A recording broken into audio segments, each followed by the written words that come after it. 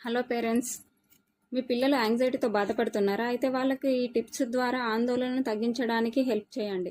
మీ చైల్డ్తో connect అవ్వండి. TV లేదా media లేకుండా ప్రతిరోజు ఏదో ఒక టైంలో 10 నిమిషాలు పిల్లలతో కలిసి తోట పని కానీ, ఇంట్లో పెరిగే మొక్కలను గురించి జాగ్రత్త తీసుకోవడం, డ్రాయింగ్ చేయడం లేదా పిల్లలతో కలిసి బైక్ రైడ్కు వెళ్ళడం వంటివి చేయండి.